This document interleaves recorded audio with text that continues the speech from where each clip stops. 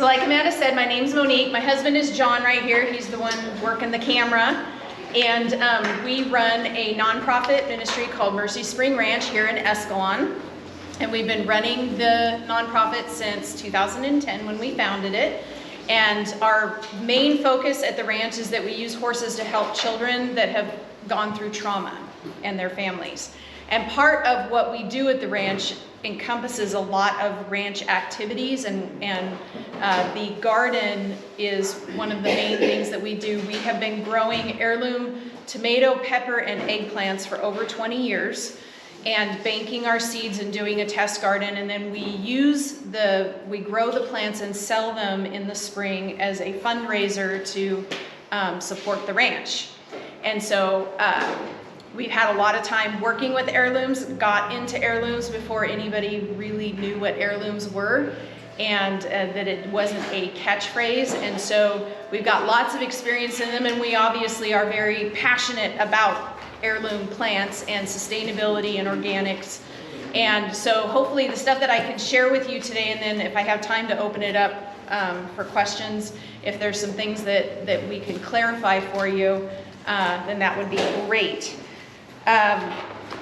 So to start with, I wanted to point out, because a lot of people get confused about the difference, what is the difference of different types of plants and seeds. And there's basically 4 different kinds that are out there in the world.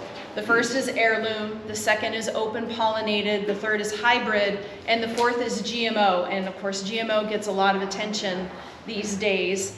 And so what we see a lot of times is people confuse what the terminology is, and when people are coming to our plant sales or they're ordering plants from us, they confuse those things. So we like to clarify it. First of all, GMO stands for genetically modified organism. And a GMO seed is modified in a way in a laboratory to have a characteristic that would never happen in nature.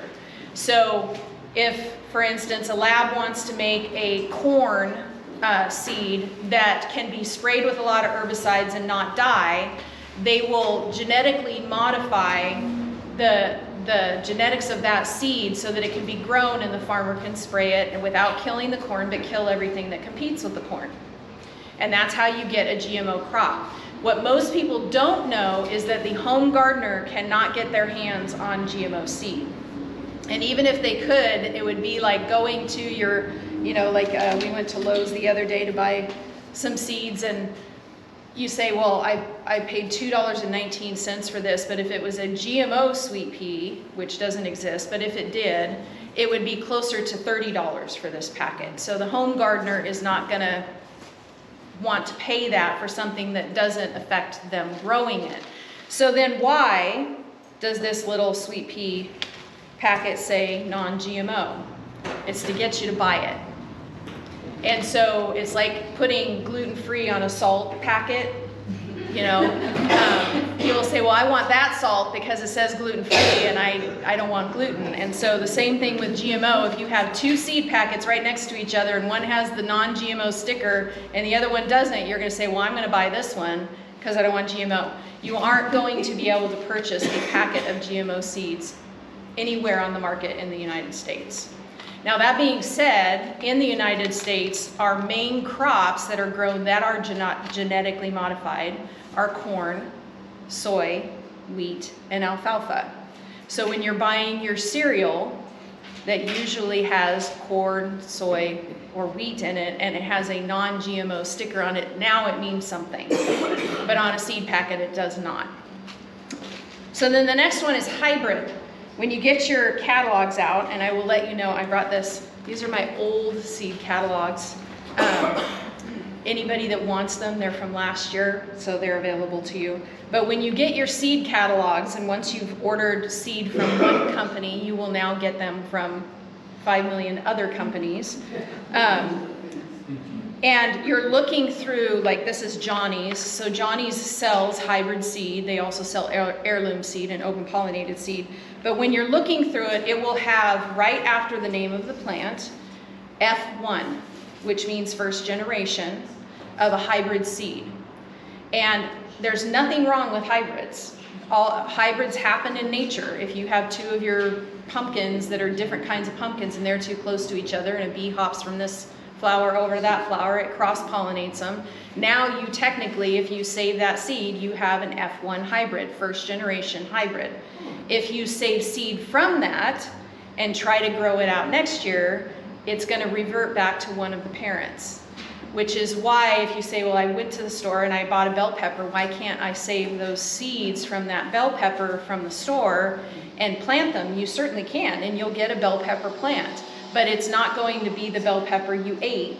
It's going to revert back to one of the plants that was growing the year before.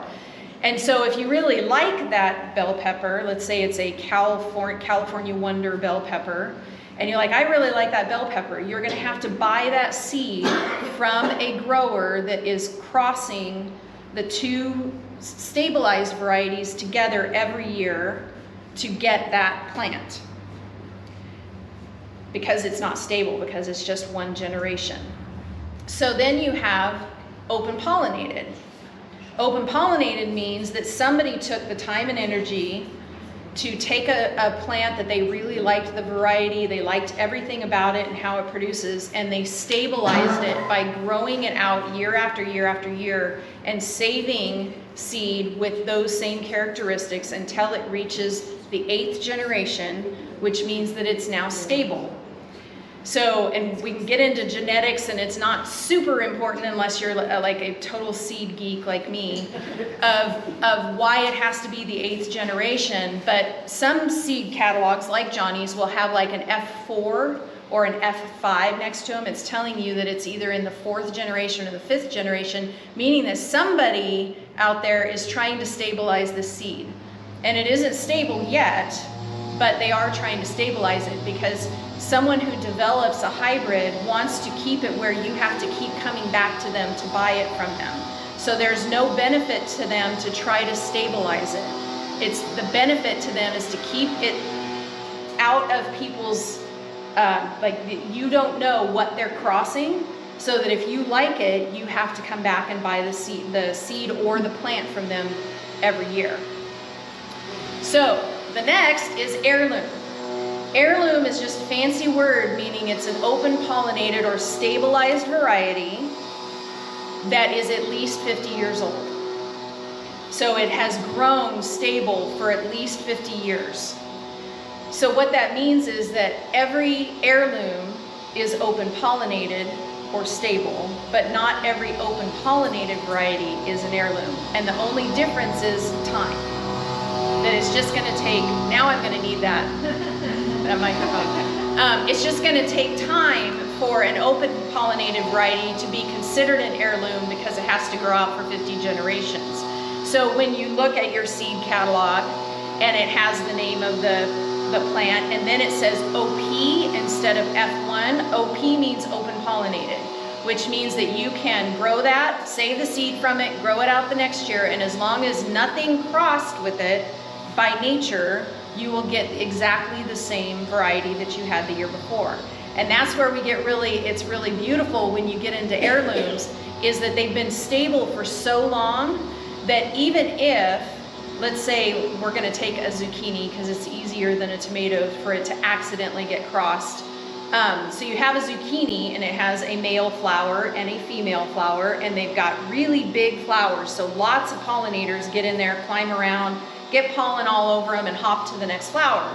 So you've got like this yellow crookneck squash and this green zucchini, and this bee comes over here, eats from the male over here, comes in, climbs into the flower of a female over here, and now you've just crossed a yellow squash and a green zucchini squash. If you save seed from that and you grow it out next year, you've got an F1 hybrid, whether you meant to have one or not, and it's going to grow out that cross of those two. But if they were both stable and you save the seed from that, like let's say you get a zucchini that's green with some yellow blotching on it, and you're like, well, that's not really what I wanted my green zucchini.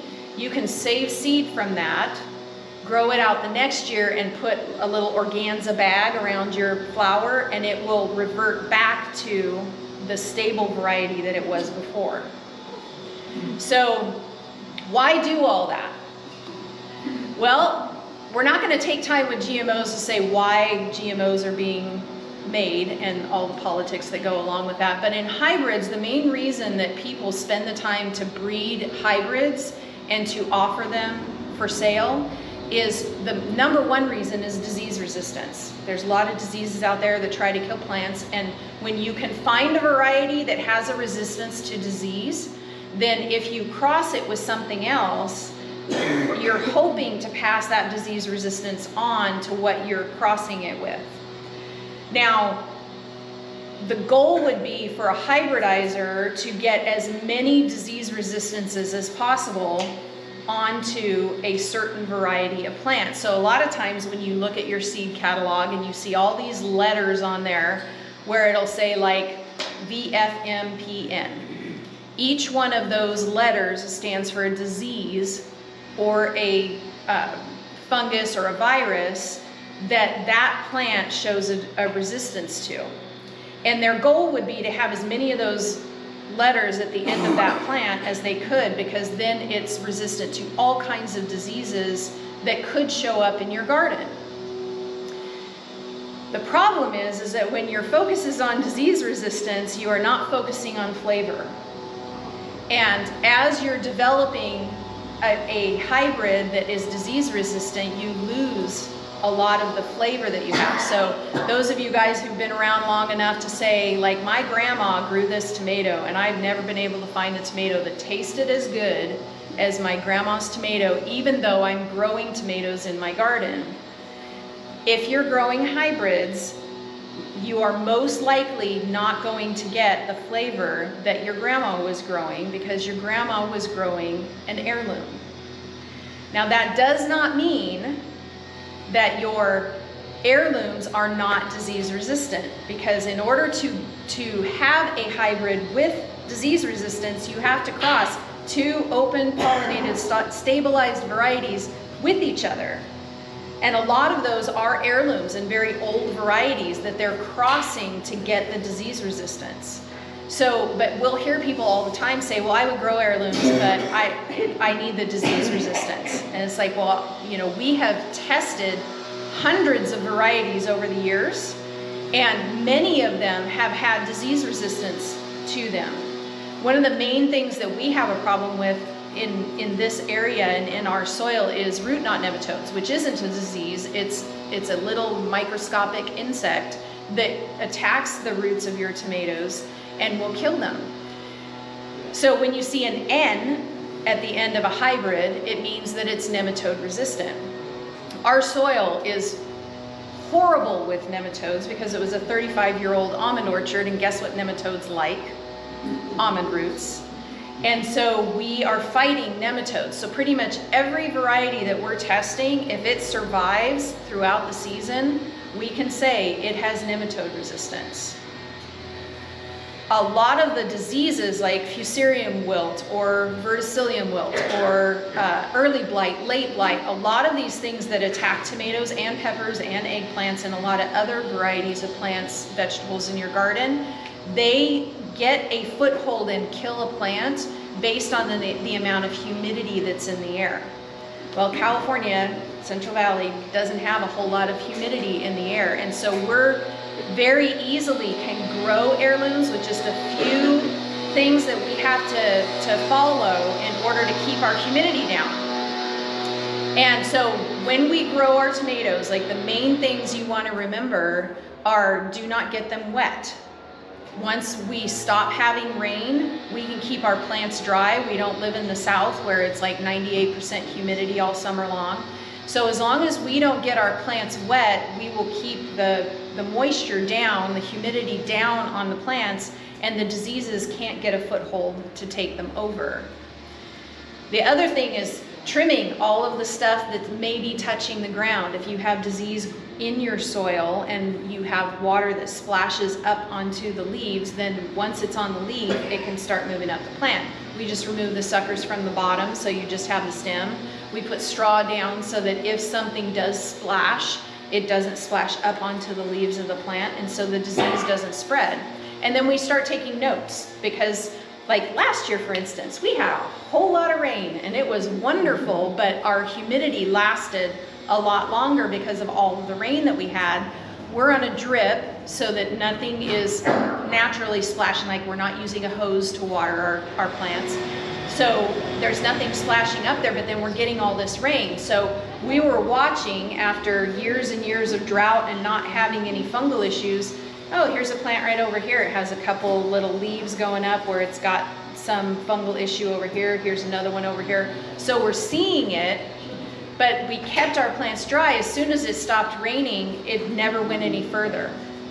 And the plants were fine for the rest of the season. So keeping them dry will help that. But then why do all that if I can just buy a hybrid that has all these disease resistances to it? And it's because of the flavor. That's the number one reason that we grow heirlooms, is because of the flavor and the diversity in them.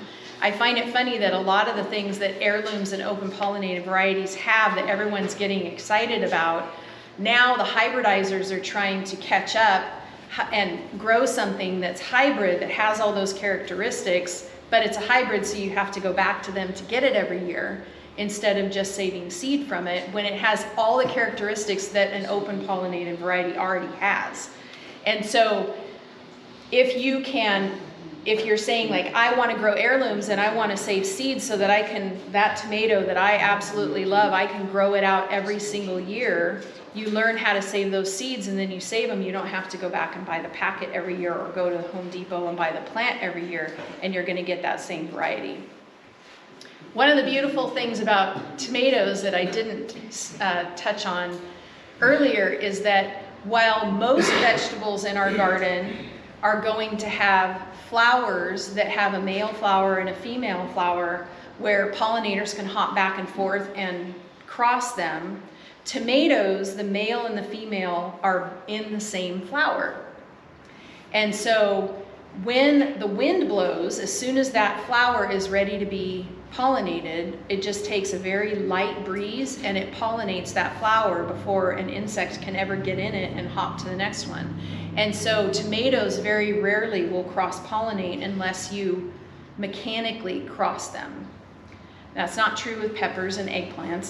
They will cross very easily, and you need to put them further apart and do things to keep the flowers from getting crossed. But the nice thing about them being stabilized, having stabilized varieties, is if they do, like I said earlier, just save the seed from them, grow them out the next year somewhere that's not anywhere near something that can cross with it, and you'll get your variety back that you liked so much. Have I confused anybody yet? Okay, so now that you know the difference in all of these things, and the goals that we have with hybrids is mostly disease resistance. You also have things that they're breeding for, like that all of the tomatoes are exactly the same shape, so that they can go to market and someone's not picking out the biggest ones or the ones that are shaped just perfectly. They're all shaped the same. They're all the same size. So there's uniformity, and that makes it good for market. They're also breeding them so that they can sit on a shelf for a long time without rotting.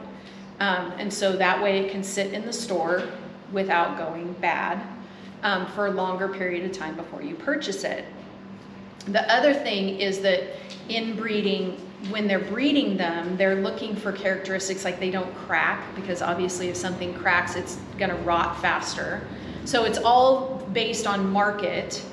And then for growers who are growing hybrids for like the home gardener to go to the nursery or to Home Depot and buy that plant and stick it in the garden, they're looking for things like, no matter what you do to it, you can't kill it. You know, if you do get it wet, it's got all this disease resistance, so it's not going to get hurt. If you forget to water it, it's going to come back. If you water it too much, it's going to survive longer, sort of things where it's like you say, I can grow this thing and it's just not going to die. And it might produce a decent amount of tomatoes for you. You just won't have the flavor in them. And then you get into, if you are wanting to, let's say you want to be a homesteader, or you just want to have varieties that will continue. One of the reasons heirlooms became such a big push in the gardening world is that we realized that because families were not passing seed down to each other anymore, a lot of these varieties were getting lost. So grandma always had a garden, because if grandma didn't have a garden, the family didn't eat.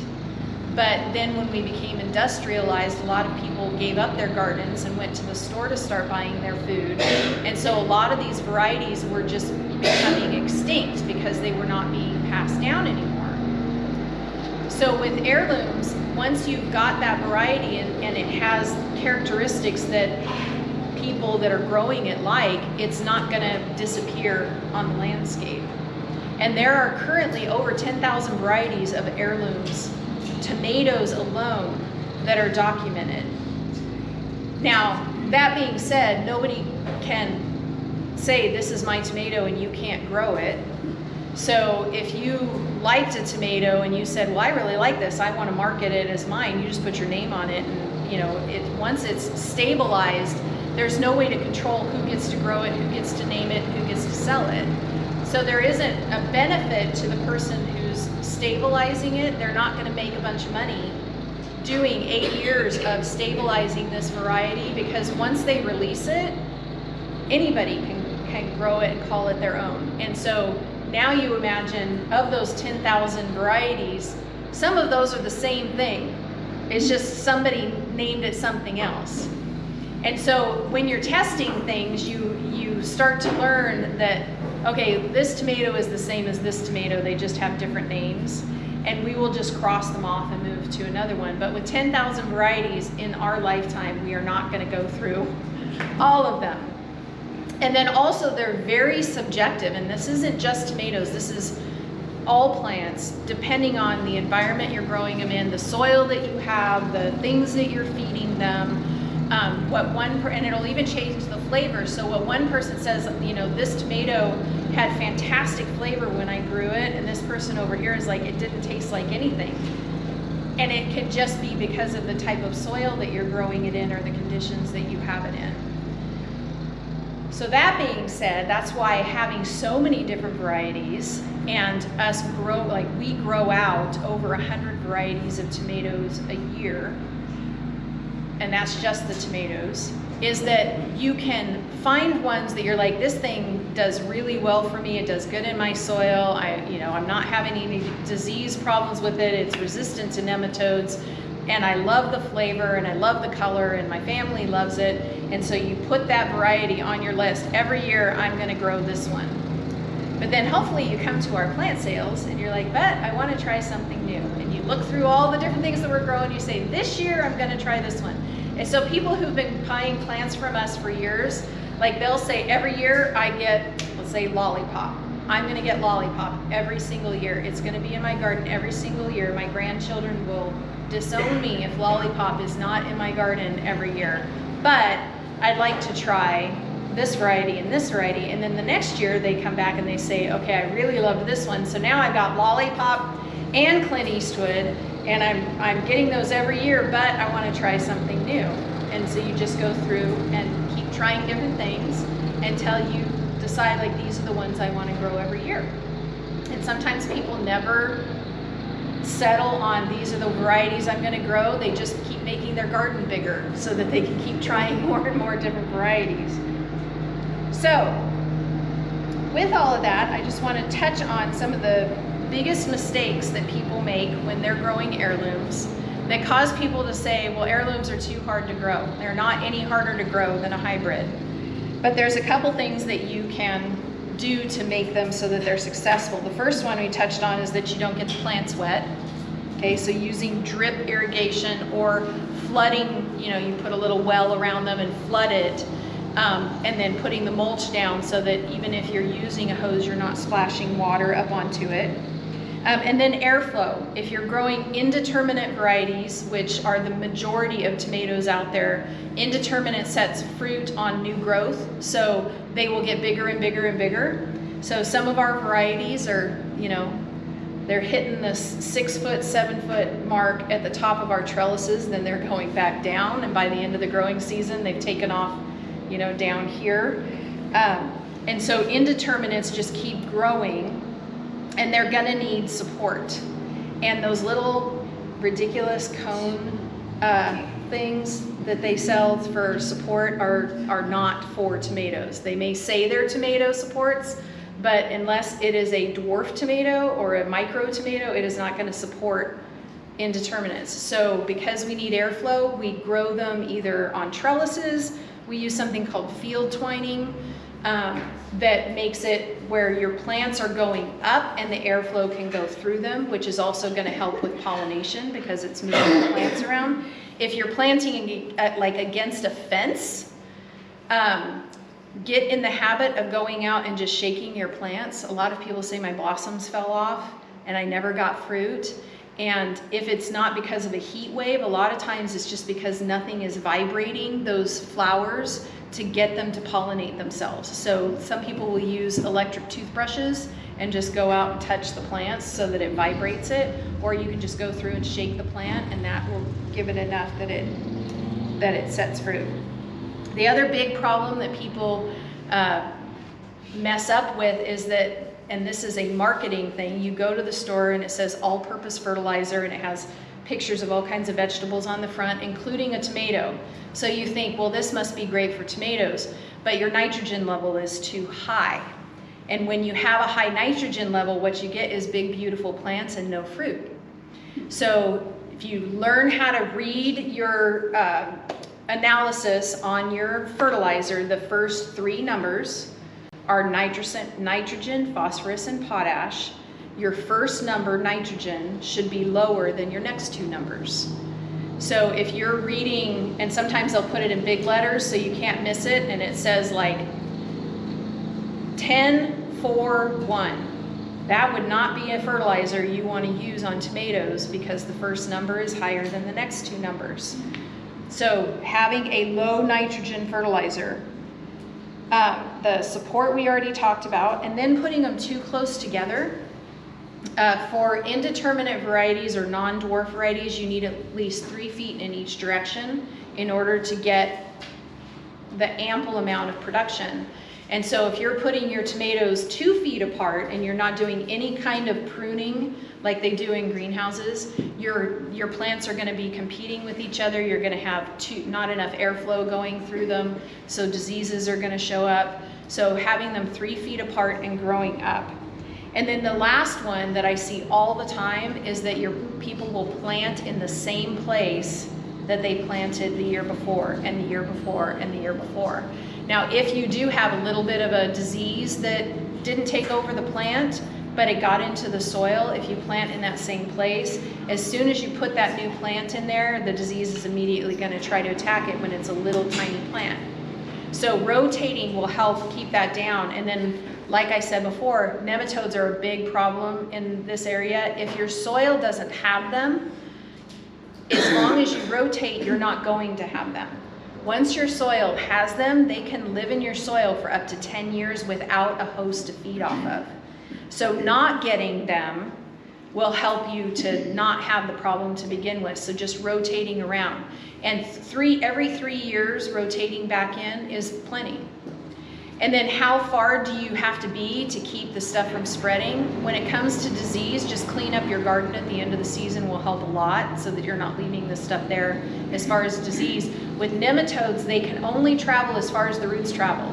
So if the roots from your plant traveled out 2 feet, all you have to do is move a little more than 2 feet over and plant, and those nematodes can't get to them. So it's just a matter of like having crop rotation in your mind. And then the other thing is protection. We love that it's dry here, but it's also hot here. Tomatoes drop their blossoms after we get up above about 95 degrees. And so once we start hitting those high temperatures in the summer, we put a 30% shade cloth across all of our vines, and that lowers the temperature just enough that they won't drop their blossoms. So in the summertime, you have this heat wave where it's like over 100 degrees and it doesn't drop below 70 degrees, and you go out and you're like, I had all these blossoms on my plants and now they're on the ground. It's because your plant is trying to save its life. And so in order to handle the heat, it just drops all of its blossoms. And then obviously, if it's dropping the blossoms, that's fruit that you're losing. So shade cloth in the over 95 degree days. And once we put them up, we don't take them down. So until the season is over. So it's not like you have to go, oh, it's gonna be 96 degrees today, I've gotta go put shade on. Oh, tomorrow's 94, I take it off. You just leave it up the rest of the summer. And then frost fabric in the cold, when we're sticking our plants in March, we still have some light frost that usually will hit us. So a light frost fabric, like around your cages or wrapping your tomatoes once you've stuck them in the ground, will help keep them from dying, because they are not frost hardy at all. They are a tropical plant. So if we get anywhere near freezing, it's going to kill your plants immediately, and especially if they're small.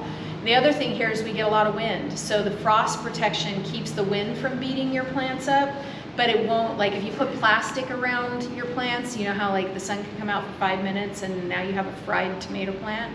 With the frost fabric lets the air go through and keeps air movement going, so it doesn't get too hot, but also doesn't get too humid. This is one a lot of people don't know, is that one of the main things that can kill tomatoes is tobacco mosaic virus.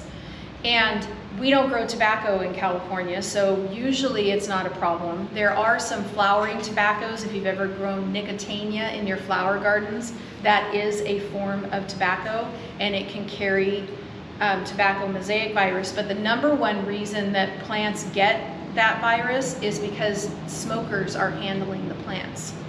So if you're a smoker or you have a smoker in your family, they 100% have the virus on their hands. Doesn't hurt people, but it will kill your plants. So wash your hands and do not smoke around your plants.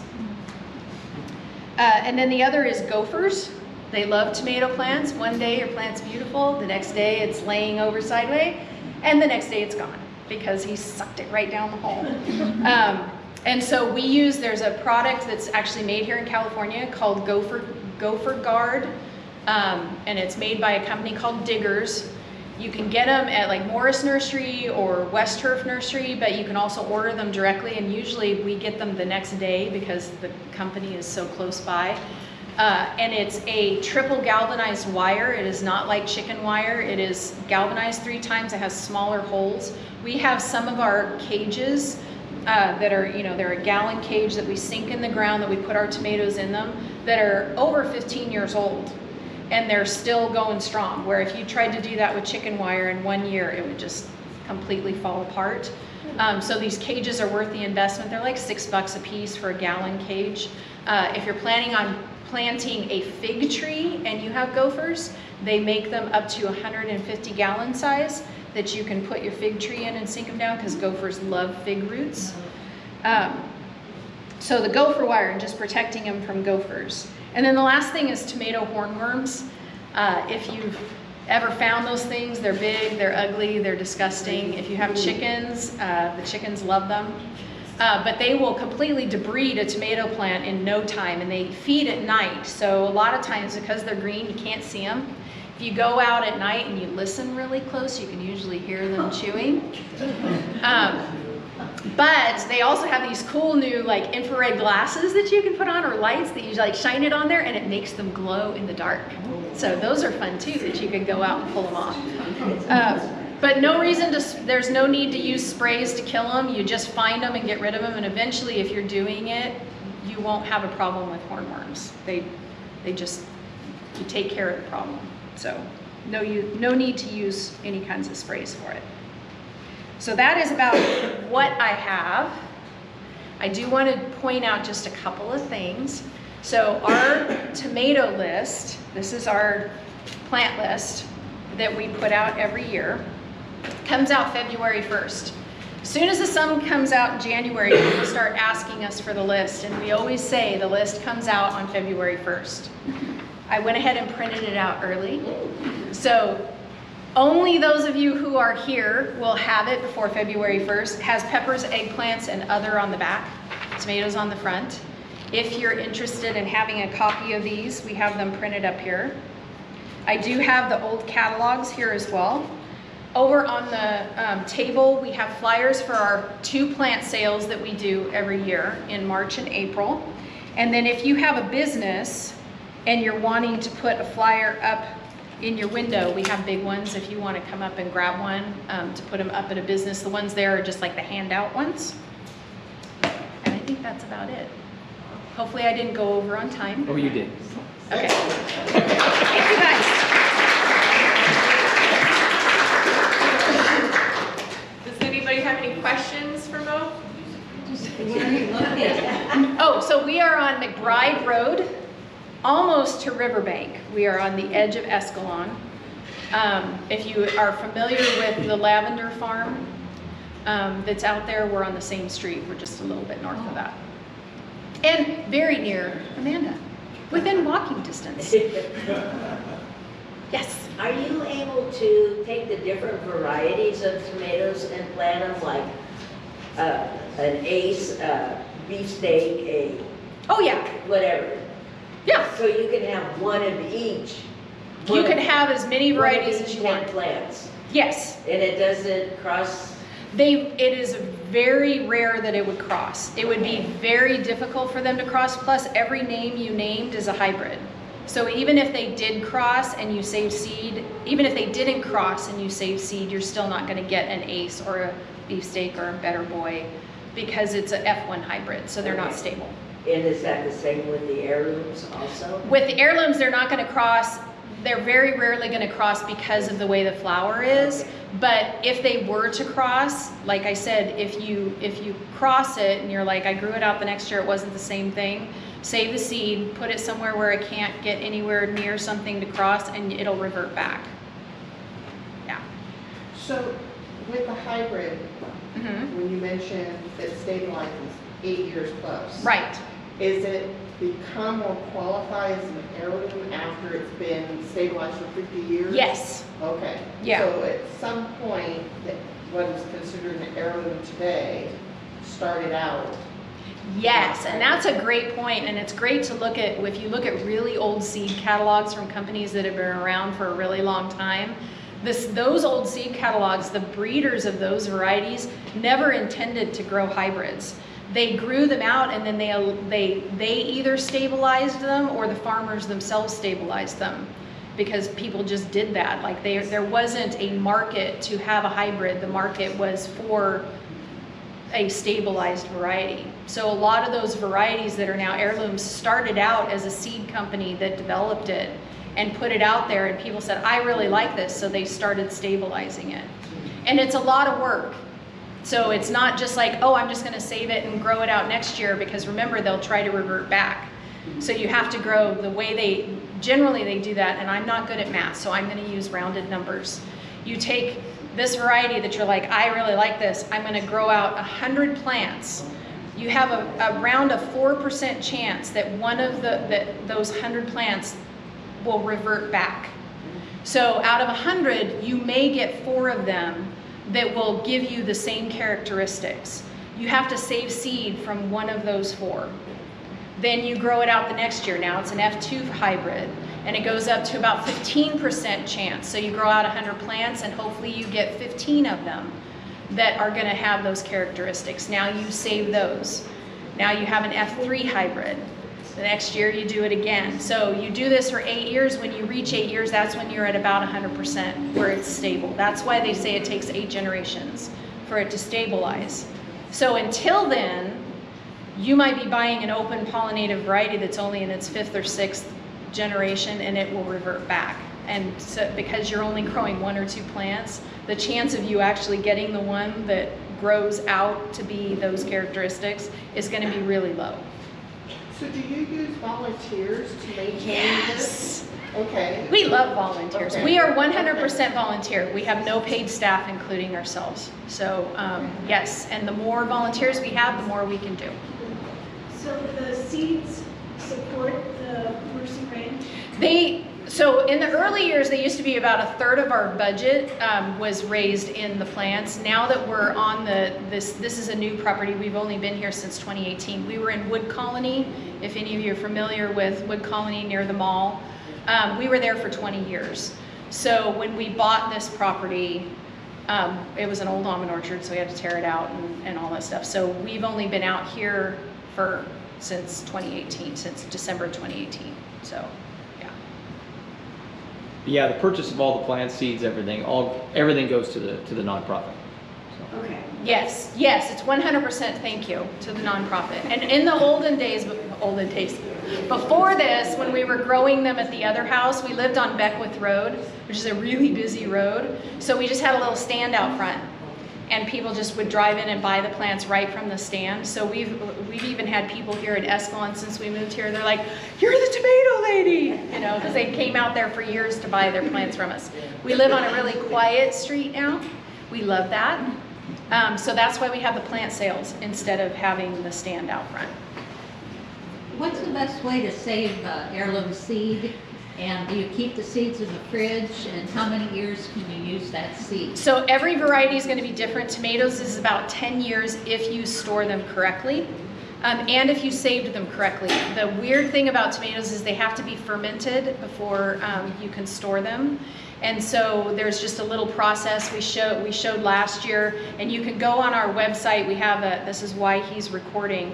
We have a YouTube channel where we do a garden talk, and then we post it up there. So you can go to our tomato tasting video from last year, and I break down how to ferment tomato seeds.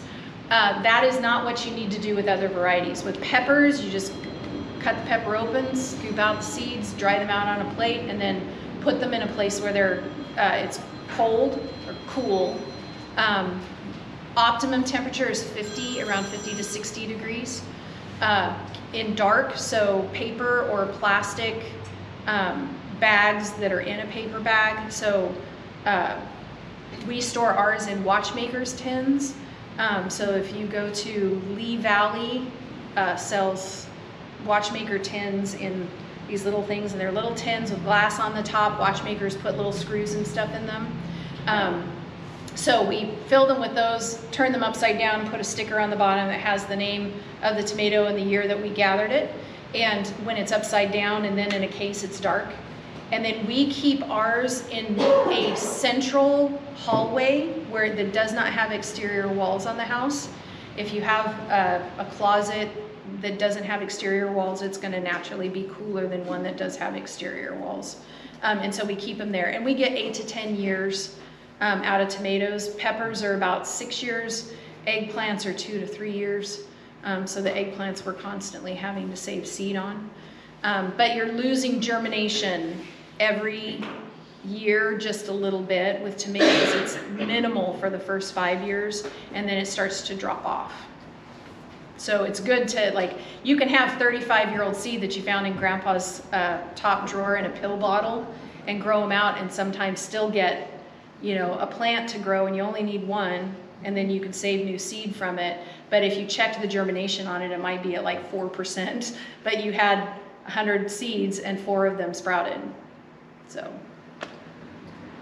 I swear by this.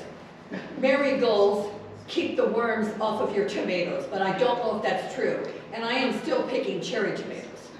Wow, you've got them in a good spot. I live in town, so it's a little bit warmer. Yeah, and yes, marigolds are good for a lot of things. And French marigolds are one of the plants that you can grow to combat root knot nematodes. But French marigolds aren't pretty, so most of the time they're like a wild big marigold. Like people like, well, I stuck, you know, little marigolds next to my tomato plants for root knot nematodes. They're really not going to do anything. They will help with other, like tomato hornworms, but they won't help with the nematodes. And I'm glad to hear that you're a farmer that's not for profit, because you've made it. Well, it's a day by day, and we're all like donor and fundraiser is how we do it. So, yeah. Thank you. Anything else? I had one. Yeah. I like to eat those Campari tomatoes in the grocery store. It comes in a clamshell. Okay. And there's not too big. Mm-hmm. But I tried to save seed from that. Mm-hmm. What's my chances? Not good. They are a hybrid. You're going to get a tomato plant, but it's going to be one of the parents that you're going to get. And what they use to cross those may not have any characteristics that are similar to the one that you're eating. And so you just, you know, you could grow it out. Now the nice thing is if you like what you get, even if it's nothing like the tomato you started with, you now have a stabilized variety. You may not know what it is, but it was one of the ones they used to cross. And you could say, wow, I really like this, but I don't know what it is. I'm going to name it after myself. And now you have your own. then you have your own tomato. So, yeah. So, anything else? Your YouTube channel, how do I find it? If you go to our website, scroll to the bottom, there's a little YouTube square, and you just click on it, and it'll take you to it. And the garden talks will always say like garden talk number 1, garden talk number 2. We just posted a day before yesterday, taking down the field twine to show people how it comes down. And it's like a 7-minute video, but the garden talk videos are like 15 minutes long. And if you get one of our brochures that are up there, all of our contact information, including the website and our Facebook page, are all on it. And we have an email sign up if you're Right. wanting updates. So, yeah. Have you started your seed yet? Do I have to answer that? I've started seed, but not tomato. No. Yeah, the tomatoes grow really fast, so we don't start them until usually the first week in February. Some of our really difficult pepper seeds we're starting, and then I've got like lettuce seed and, you know, silly things that we've started, but yeah, not the tomatoes. So, hey. All right. Thank you, Mo, very much.